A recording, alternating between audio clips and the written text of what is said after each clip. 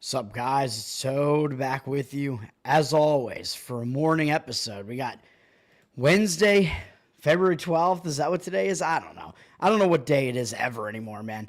Thanks for any of you who hung out last night for the impromptu Luka Doncic. How do you pronounce his name? I don't know. Doncic special. Doncic special with Clint Russell from Liberty Lockdown and Tower Gang last night. As he is a Laker fan, I'm a Celtics fan. It didn't get very heated, to be honest, but it was a fun discussion last night. He came on for about 45 minutes for that special episode last night, so go check that out if you missed it.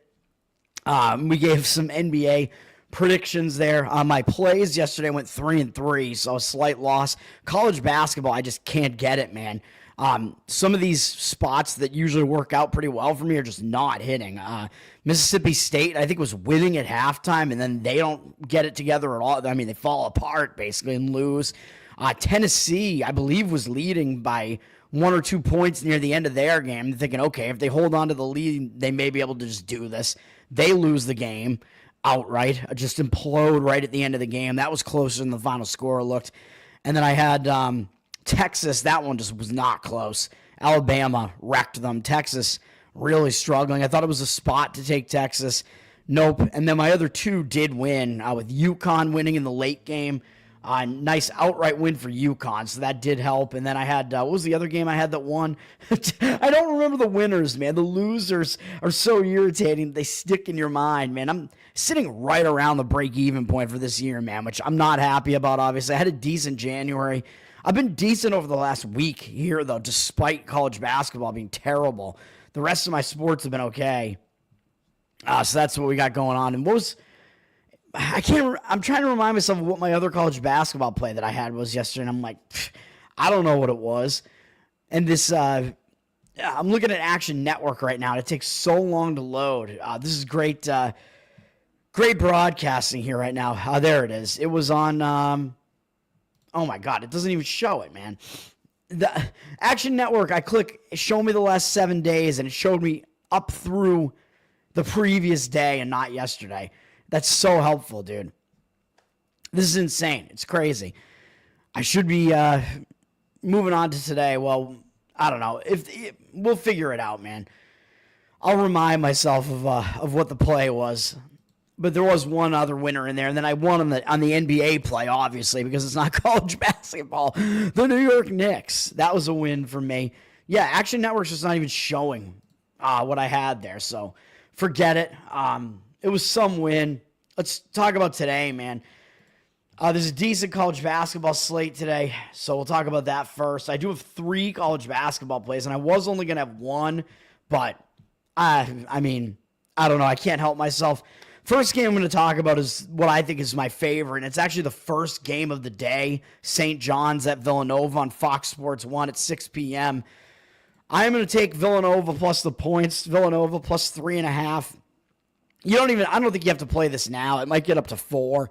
Although at some point there may start being some take back because I see value in taking Villanova here. I see a spot to take Villanova here. So I think I'm probably not going to be the only one, but this line has moved up from 1.5 to 3.5 with juice. I don't know if there is an injury situation, but again, I tend to not care that much about this in college basketball. Maybe that's why I'm sucking at college basketball. No, I don't think so, because this is just how I do it every year, man. St. John's is ridiculously public. 94% of tickets, 99% of the cash. I mean, they're up in the top 10 now and maybe starting to be a little bit overranked after I think they were underranked for most of the season. I don't like the spot that they're in. I think it looks too easy to take St. John's, man. And they're coming off of beating Marquette and then going on the road and beating UConn. So 2 big wins against the top 2 teams in the conference, man. And that was they haven't faced UConn twice or Marquette twice yet. So those are the first times they faced those teams this year. So they got those wins against both of them. 2 huge wins to basically establish themselves as the best team in the conference. Huge. Now they get to go and play Villanova on the road, and they already beat Villanova by double digits at home, by 12. So they may overlook this Villanova team here, coming off 2 huge wins. It's the second straight road game. And who do they have up next? They got Creighton, who's the other ranked team in this conference, and sitting right behind them in conference play now. And in addition to that, St. John's only has one conference loss, and guess who that was to? Oh, yeah, it was to Creighton, a 1-point loss at Creighton, which not easy to play in Creighton, but people might forget about that because that was towards early conference play. I don't think St. John's is going to forget about that. I always talk about this. When you have a team that's really good and they have that one conference loss, they remember that thing, man, and they know who beat them, and they're going to have that next game up against them circled, and that is their next game against Creighton. This is a major sandwich spot here, man. I'm going to grab the points with Villanova. Villanova, I mean, they're not totally uncompetitive. Like, I believe KenPom has them, like, in the 50s. KenPom is not up on my screen right now, but KenPom has them in, like, the 50s power ratings-wise. I mean, that's not terrible. Villanova's coming off 2 wins to break that loss streak they had, which I think will just give them some confidence. They won at DePaul, and then they beat Xavier to get kind of revenge on Xavier, but Xavier's kind of fallen down, so not like a win that's going to hang you over or anything like that. I mean, come on, you have St. John's, who's now the top team in the conference, which I think they have been all season, really, coming into Villanova's place. You know Villanova's going to be focused, man, on St. John's, and the other thing about Villanova is they play a drastically different pace than St. John's does. And it's weird because Villanova is like similar to UConn this year in that they both play really, really slow. And usually you see these teams play really well defensively, but neither of them are. So I did play UConn last night despite their defensive woes. Villanova is a similar style where they play unbelievably slow basketball. They actually have a really efficient offense. I think in KenPom's rankings, they're actually in the top 20 or so in offensive efficiency. So Villanova scores on many of their possessions in the half court. They give up a lot of points typically, but whatever. They slow the pace down, and St. John's likes to speed the game up. So I think if Villanova is able to slow this thing down, I think that's going to help them. That's the style they want. That's not what St. John's wants to do. On top of it being a bad spot for St. John's, and you're getting the slower team at home, even though they're not the better defense. St. John's is the better defense, by the way. And St. John's, they actually are not the greatest offensive efficiency team either. They just, a lot of times they score a lot because they play really fast, and they don't hit a lot of threes. They're definitely a paint presence team. So this could wind up being a lower scoring game as well, and a slow pace game if Villanova has anything to say about it. So all of that is also conducive to getting the home underdog, having those points be a little bit more value. The total is up a little bit from 137 to 139.5. It's a pretty low total, though, kind of indicative that this game is not going to be that high scoring, so taking the points makes more sense in a style of game like that as well. Give me Villanova plus the points in that one. All right. East Tennessee State, I will say quickly, I don't like the spot they're in. I just don't know if I want to come in and really try to take Western Carolina, but a lot of the angles that I look for line up in this game. East Tennessee, they just beat Samford to season sweep Samford. It was the team that won the SoCon last year. They still are probably the best team in the SoCon, so that was a huge win for East Tennessee, and they got Chattanooga up next, and that's revenge against Chattanooga, and it's road revenge because Chattanooga beat them in their own place, and Chattanooga is up second in the conference right now, so that's another huge game. And then UNC Greensboro, the other team up near the top of the conference, is right after that, and they're the other team that beat East Tennessee recently. So this is a major sandwich spot that East Tennessee is in, and they already beat Western Carolina at home by almost 30 points, by 27 points, totally embarrassed them. So they may just look right past this Western Carolina team, man. It's just, Western Carolina is so bad. I have refrained from playing on them all season, even though there have been decent spots to play them, and I think they have hit and covered in some of those games. I just can't do it, and they are coming off a pretty decent performance against UNC Greensboro, so they played a pretty good effort there, a good game. They were in that game in the final minute. They were within 2 points against one of the top teams in the conference. So that gives me a little bit of pause there for Western Carolina. They might be a little bit hung over after that, so I'll stay away. East Tennessee State is laying 10.5 on the road. I would still look to fade them in that spot, though. Radford is at Winthrop. Radford already beat Winthrop at home by 20 points. So they might look past Winthrop here, man. It's a second straight road game. They just played High Point, who's the best team in this conference in the Big South, really close to within 3. Then they went out on the road. They got road revenge against Longwood, which is a huge win as well. They're one of the better teams in this conference as well. Now they get Winthrop, who actually is fairly good, but you wouldn't really notice it. even though Radford is actually behind them in the standings. But Winthrop kind of flying under the radar here. And they do have UNC Asheville up next, which is a big game as well, and another revenge game as they lost to UNC Asheville, although on the road. So it's not a great spot for Radford. Winthrop, I think, is in the better spot here. But Winthrop, they do have High Point up next, so I don't know. But they're probably not going to overlook Radford. I wouldn't imagine, because they had a close call the last time they were at home against Gardner-Webb. They're coming off a couple easy wins against Charleston Southern and South Carolina Upstate, who are both bad teams. So nothing to really see there. And we know they lost to Radford by 20 points, so they're probably going to step it up for this one. So I would have a lean to Winthrop slightly in that game. Winthrop is up from 3 to 3.5, so some money looks like it may be coming in agreement with me on that one. Let's see. There are a lot of road revenge spots that I don't really want to talk about every single one of these games here. I'm skipping some of the big conference games too because they're really just not that interesting to me. Let's just get to my plays. Next play up. Now, I will say, I've been listening to these pro handicappers, and they have come to the opinion that, I don't know if this applies to the NBA as well. It might, but in college basketball, maybe in the NBA, when you have a favorite that's between 1 and 2 points, so 1, 1.5, or 2, there's actually a little bit of extra plus expected value if you play the money line instead of laying the points with them, because this is basketball. It's not football. So football, yeah, lay the points. A lot of games are going to land 3 in football because it's football. But in basketball, way more games land 1 and 2, obviously, because you only have to win by 1. There are free throws, there are 2-point buckets, 3-point buckets. So much more granular, so much more likely you're going to get a 1-point outcome, 2-point outcome. So apparently there's a little extra edge, even upwards of like 2% long-term if you actually play the money line on those home favorites. So that's what I'm going to do here. I'm going to be on Georgia Tech on the money line at minus 130. I wouldn't be mad at you if you laid the points either. They're up from 1.5 to 2, so it looks like maybe some money is coming in on Georgia Tech.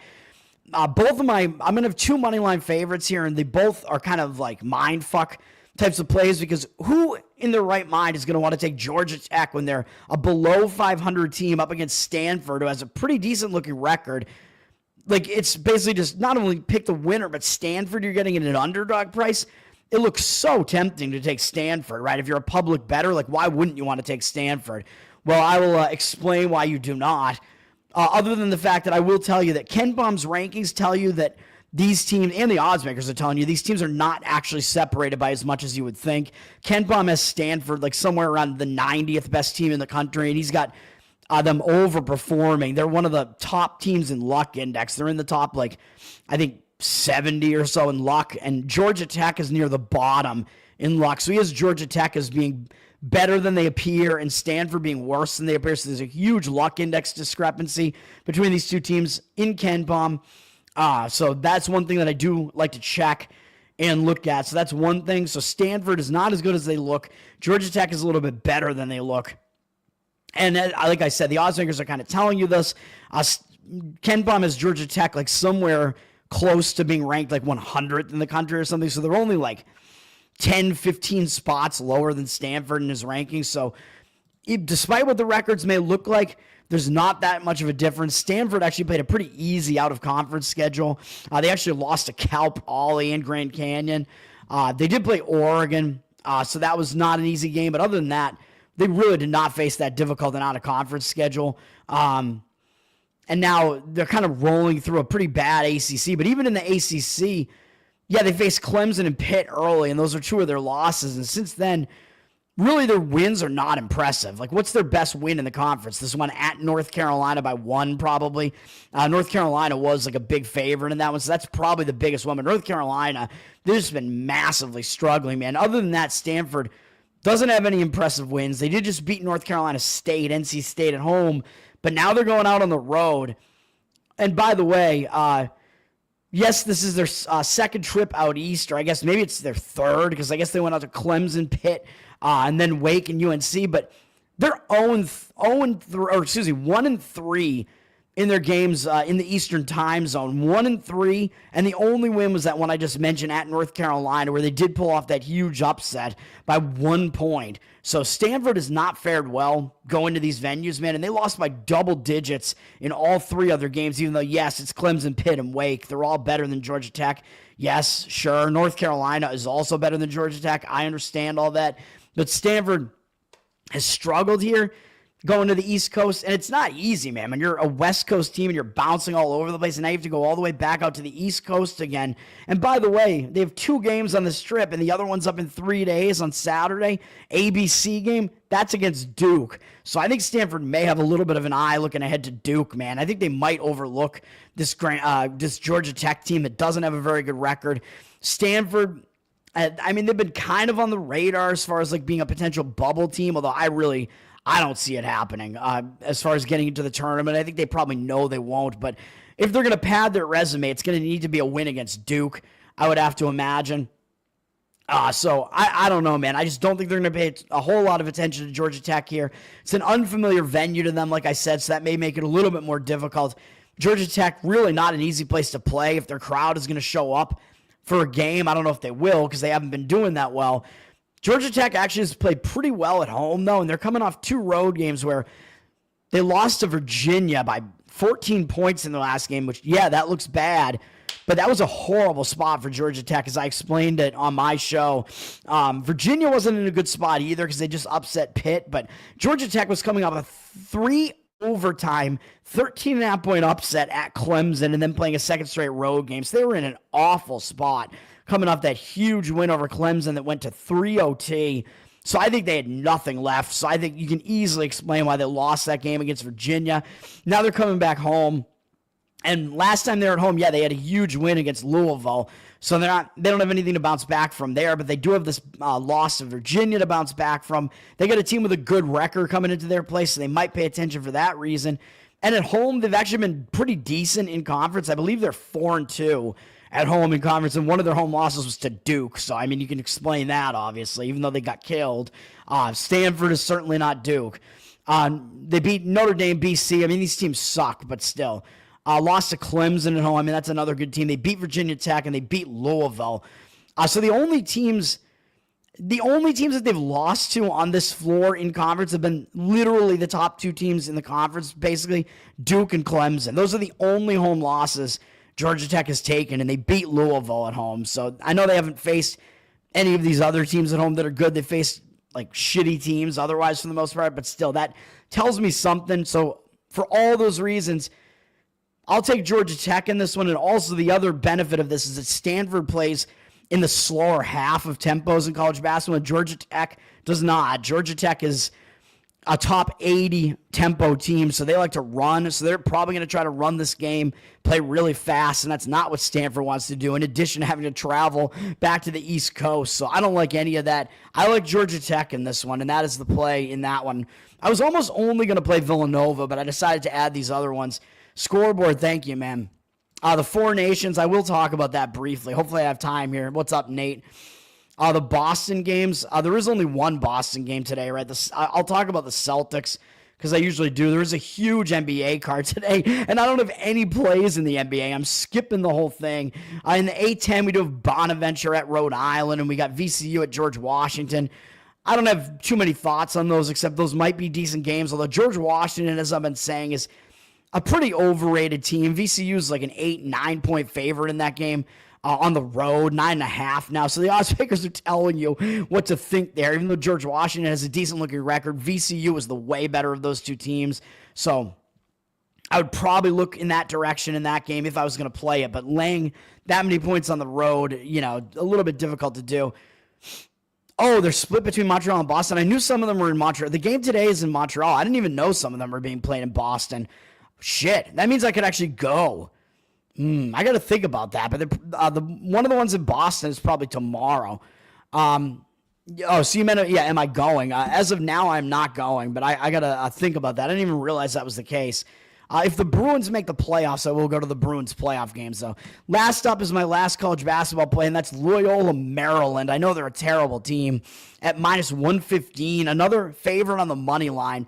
You can also probably lay about 1 point with them right now if you really wanted to. So if they win the game by exactly 1, you'll push the bet on that. When they're up from 1 with reduced juice to 1, I think this is a bad spot for Army, dude. I don't have a lot to say about Ken Palm. I mean, both these teams are bad. We know this. Loyola, Maryland is even worse than Army. Both teams play a similar tempo, kind of towards the slower half, so there's nothing to really see there, even though Army's played some really high-scoring games. Speaking of which, that's what Army is coming off of. They just beat Bucknell, who was one of the teams competing with them for the top spot in the conference, and I think Bucknell may be the best team in this conference, and Army was able to beat them at home 116 to 110 in double overtime. Yeah, talk about a defense budget there for Army. It looks like it doesn't apply to their basketball team. That's not my original joke. I saw a meme that was basically that on Twitter, and I thought it was funny. But yeah, this is ridiculous. You see Army coming off a huge win over Bucknell. It went into 2 overtimes, and both teams got into the 100 teens in the game. Absolutely insane. And now Army has to come off of that. They got to go to Loyola, Maryland. And who do they have next? They got Navy. And even though Navy's not doing well this year, Army, come on, man. I mean, Army-Navy is a big game. And by the way, Army lost to Navy at home by 13 points earlier in the season. So I think they actually will have that game circled against Navy, man, because it's the road revenge game.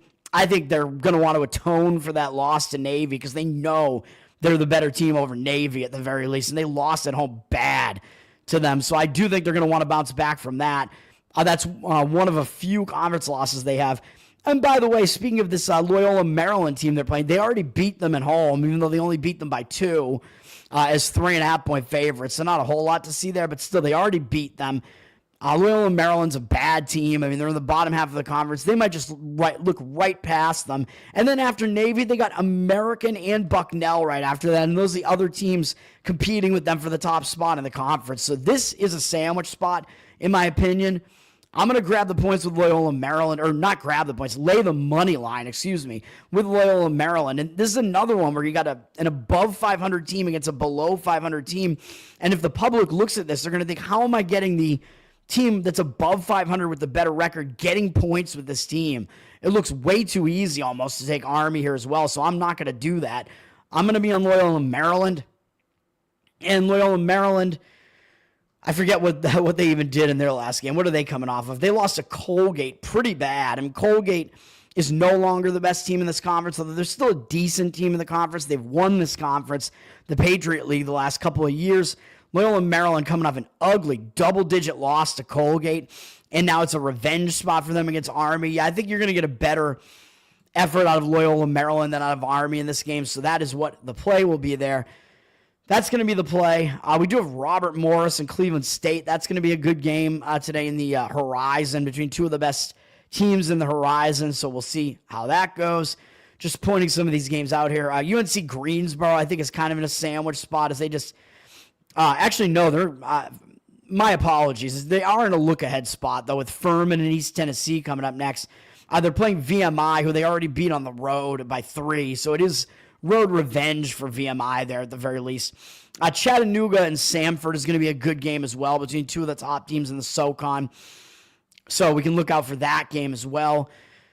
And there isn't a whole lot else here, man. I know some of the better teams are playing here today, but I don't know if I have much of an opinion really on any of these better conference games here, man, because they're all just kind of whatever. Most of them have double-digit favorites, so they're not very interesting games, in my opinion. So the better conference games, just not very interesting. All right.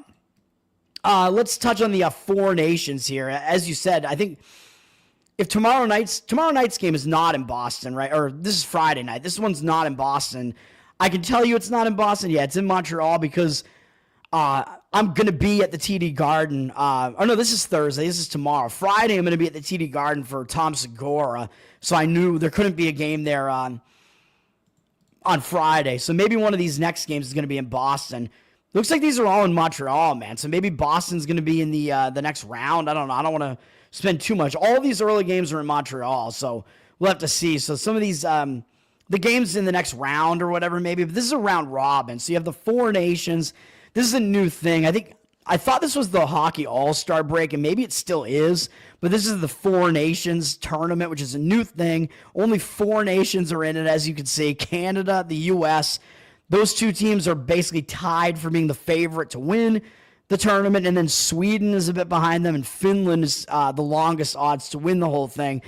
Russia getting screwed, by the way, because Russia is a good hockey nation, and they don't have a representative here. Czech Republic seems like maybe they could, and they're not in here either. So I don't know. I don't know how it was decided, although Russia, of course, always gets shafted because, oh, they're evil because of the Ukraine thing, whatever. I think if you're going to look for a team to win this tournament, I would actually probably lean to the United States because I think Canada has questionable goaltending, man. Canada has the best offense, but these are guys that don't play on the same team, right? So what good is that offense going to do if your guys don't have chemistry? So I think the goaltending matters a little bit more here. The defense is important. So a team like Canada that has the best offense, they're going to be a little bit overrated because the public does like offense, and I don't think Canada's goaltending is very good at all. It looks like their starting goalie tonight seems like it's going to be Aiden Hill from Vegas. He's not a great goaltender, man. He's been fine, but I mean, there are other goaltenders like Jordan Bennington and Montembeault. I know Montembeault's been okay for Montreal, but still, Canada, I don't like their goalies at all, man. And Sweden tonight, they're refusing to list who their goalie is going to be tonight. And it looks like Linus Ullmark, former Bruin, might actually come back and play in this because I think he's been hurt. I don't think he's played for a while, so he might come back and play, although I don't like the reverse injured player spot. If you have a guy who hasn't played for a while, he might be kind of out of sync, out of rhythm, so I don't know if Sweden should actually even do that. Sweden's got a few other goaltenders there, although, actually, I don't even know who their other goalies are. Gustafsson from Minnesota, I think, would be who they would go to if they don't use Ullmark, and they have Urson from Philadelphia, but he kind of sucks. So Sweden, yeah, if Ullmark is going to be able to go and actually play at 100%, I think they do have a goaltending advantage in this game. He is definitely good. He would be the best goalie on either of these two teams. Gustafsson isn't terrible either, even though I know Minnesota, they're overrated, but Gustafsson isn't really that bad either.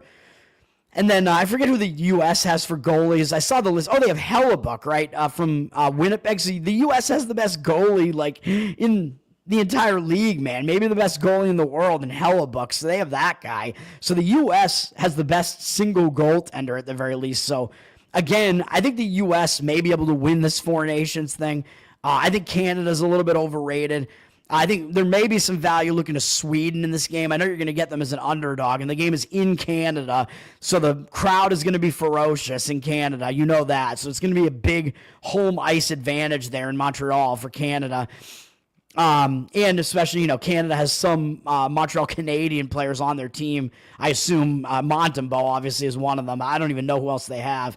But, yeah, there may be some value in Sweden. I'm not going to do it. I'm probably not going to play anything in this tournament, but kind of my thoughts on the early tournament here. Yeah, the Four Nation games, yeah. They're supplementing the All-Star with this. All right. Yeah, Russia, Germany, Czech Republic. Yeah, they should be in it. We should have more. If you look at the there's like another upcoming like world hockey tournament, and there are way more countries being represented in it. And I think Russia still isn't in it. Finland is depleted on the blue line. I don't even know who Finland has at this point, man. Is Tuukka Rask still playing? They have him in net? I have no idea. Yeah, Hellebuck, Ottinger, and Swayman. Yeah, so I think I've never thought Ottinger was really that good, but I think, the U.S., I think, has the best goalies, man. Even though Swayman's had some issues this year, he's a good goalie. So the U.S. has the best goalies, so I think that is going to go a long way in this tournament. So if you're playing futures in this tournament or whatever, I would look to the U.S. I would be looking for spots to maybe fade Canada. Maybe not tonight, but there could be some value in Sweden. All right, NBA, I don't have any plays in the NBA. San Antonio is at my Boston Celtics. And the Celtics are actually not even a double-digit favorite in this one. They're only up from 8 to 9. 92% of tickets, 86% of the cash. you got to be careful with the NBA here because most of these teams, it's their last game before the All-Star break. Speaking of the All-Star break, we're going to have only college basketball basically for a little while with these All-Star breaks happening. So a lot of these teams, it's their last game going into the All-Star breaks. There aren't really any sandwich spots or anything. A few teams are playing tomorrow, so you got to look at that too. Boston's coming off another big win, really, over the Miami Heat, where I thought they were in a bad spot after crushing the Knicks, but they they came away from that and they went down to Miami and turned around and just crushed them too. So I wouldn't trust the Celtics in this spot against San Antonio, to be honest. San Antonio just beat Washington, whatever. And I don't think either team played yesterday, so yeah, I mean, if you force my hand on this and force me to give you an opinion on the side in this one, I would take the points with San Antonio, but I'm not going to do that. San Antonio's at the end of a road trip, though, so they may be tiring out a little bit, so maybe the Celtics are catching them in an advantageous enough spot they'll be able to win the game. I would not lay the points with the Celtics, though. A lot of these games are completely uninteresting, man. I mean, so many of these teams have injuries going on, too. I believe Cleveland is, in my opinion, Cleveland is probably, they could be in a spot where it would make sense to lay a huge price with Cleveland, man. I don't usually like to do it, but I think Cleveland may be in a decent enough spot, but they are coming off a big win over Minnesota. Now they're going back out on the road to face Toronto, so they are coming off a big win, but I think Toronto is in a pretty bad spot. They're returning home from a road trip. Yes, I know it's Cleveland, so they should be focused on Cleveland. Last time they played Cleveland, though, on the road, they played them to within 6. So Cleveland might remember that. That was early in January. And maybe Cleveland won't take them lightly. I don't know. Toronto just beat Philadelphia to finish their road trip, and that was yesterday. So they're in a back-to-back, 3 games in 4 days, all in different cities, having to go back up to Canada. I don't love the spot for Toronto, and they actually look like a public underdog at home here, which is insane to think about. The public coming in on the Raptors, they just think this line is too high, and I'm not really sure that it is. 79% of tickets, 63% of the cash on the Raptors. The line has moved up from 13.5 to 14 on the Cleveland Cavaliers, so I would look to lay the points with the Cavs there. Detroit is at Chicago, and Detroit just annihilated Chicago last night by 40 points. And now they're turning around and doing it again. So I think this does qualify as a zigzag spot where when you beat a team by that much and then you turn around and play them again, everything went right for you. So you have nothing to adjust, man. Whereas Chicago is going to have all the adjustments to make. Although I don't know what the injury situation is here because the Pistons were a 5.5 point favorite last night. And now tonight they're up from 4 to 6.5 with juice. And it looks like all the money's coming that way. 78% of the cash on them and 61% of the tickets coming in on the Bulls. So there may be some injuries at play here. The Pistons, I believe Cunningham is playing. He missed 1 game, but I think he's coming back. Lonzo Ball is kind of the big injury situation on the Bulls. It looks like he has a game-time decision, but based on this line, it looks like maybe he won't play. I'm assuming he didn't play yesterday. So I'm not going to touch the game, although on the surface it looks like it would be a zigzag. Milwaukee, Minnesota is one of the only actual decent games. Milwaukee just lost bad at home to Golden State, which is the new Golden State look with Jimmy Butler. I honestly don't think that's going to pan out for them. I think Butler's a bad locker room presence. Milwaukee gets to go out on the road after that, though, so they get to get away from home, forget about that ugly loss, go out on the road. It may be a better spot for them, but Minnesota's coming off kind of an ugly loss as well to the Cleveland Cavs, and they're coming back home from that. But they do play Oklahoma City tomorrow. So the spot for Minnesota is a little bit worse, in my opinion, even though I don't know that they'd really overlook the Bucks. But then you also have to take into account that the Bucks don't have Giannis. Giannis is going to be out until after the All-Star break. So this is a Giannis-less Bucks. But that would be the way I would lean in this game, would be to take the points with the Bucks. The line is pretty high. T-Wolves down from 7 to 6.5. 91% of tickets, 96% of the cash, though, on them. But they are definitely public. So I would, in my opinion, I would fade them. If I was going to play it, fade Minnesota there. Andrew, thank you, man. I believe you were hanging out last night too, right? Were you? Oh, yeah, taking those views away from Timcast. That's right. Thanks to everybody who was hanging out in my stream about Luka with Clint last night. All right, Sacramento is at New Orleans. This is another game where Sacramento just won at Dallas. So it seems like it would be a bit of a step down, and maybe they won't really pay attention to New Orleans here. New Orleans just lost by 36 points to Oklahoma City, and the game before that, they lost to Sacramento. But New Orleans has just been playing so bad. Like, would you really want to come in and try to play New Orleans here? Probably not, but I would probably lean that way if you forced me to lean in this game. Kings up from 4 to 5, 81% of tickets, 88% of the cash. So some money is coming in on the Kings side, but I would not want to deal with that. Even though New Orleans, I mean, you got to pay attention to what their injury situation is. I believe Brandon Ingram got traded away. I don't even know where Ingram wound up getting traded to. But then New Orleans has all these other injuries here. McCollum is a game-time decision tonight. Although I think for the most part, their other guys are going to be here. Surprised Kelly Olynyk is still playing in the NBA, by the way. Former Gonzaga white guy who the Celtics drafted. Because the Celtics got to get all the white guys, baby. What else we got here? And then I'll point out Denver-Portland because Denver massacred Portland last night. Or not last. Was that last night or 2 nights ago? 2 nights ago, I said it was a good spot to take Denver in that one. Portland having to go out to elevation there. Portland got wrecked 2 nights ago. Denver beat them by 29 points. But now, I mean, you're going into the All-Star break, man. Denver, I mean, I know they're on a run right now. They've won a bunch of games, but this would be a zigzag spot in my opinion as well, where I think Portland would be the team to make the adjustments here, and I would look to maybe take the points with them. The Nuggets were a 9.5-point favorite in that first game, and now they're an 11-point favorite here, down from 11.5 to 11. So this is a zigzag scenario, I believe, where the Nuggets are probably laying too many points in this one. And that other game was actually closer than the final score was for quite a while. The Blazers have had a couple games in a row where they've just played awful at the end of the game, so I don't know. 88% of tickets, 75% of the cash on the Nuggets, so they are public with less of the cash on them. And then that Warriors team is laying points up from 4 to 5.5, 89% of the tickets, 90% of the cash, laying it at Dallas. This Dallas team that now doesn't have AD and doesn't have Luka.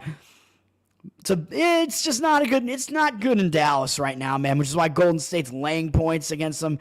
Golden State does have Jimmy Butler there now, so they've kind of improved their situation, and Dallas is now in some big trouble with no star big man or star player anymore to form a tandem there with Kyrie. So it's just a bad situation. I mean, I would not want to try to play Dallas in that one, but I don't know.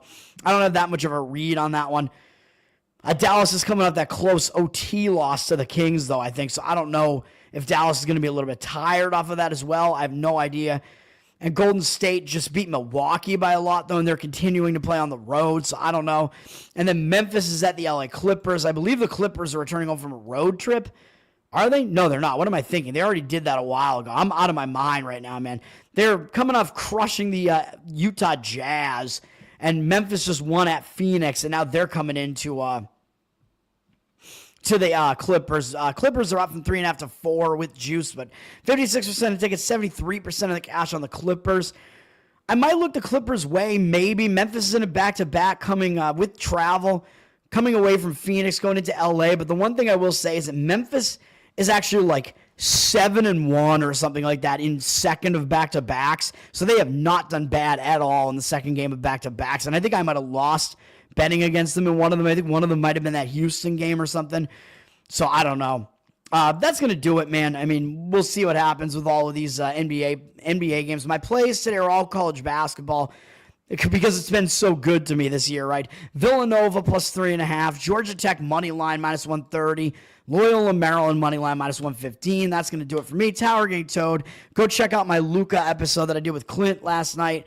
If you want to just, have some fun, and then check out Tower Gang, patreon.com/Tower Gang, and you get bonus content, live pre-show and post-show, and you'll be able to do it tonight as we have a new episode at 9:11 p.m. Eastern. We're going live, baby, with the most offensive content you've ever seen. It's going to do it. Thanks, guys. Peace.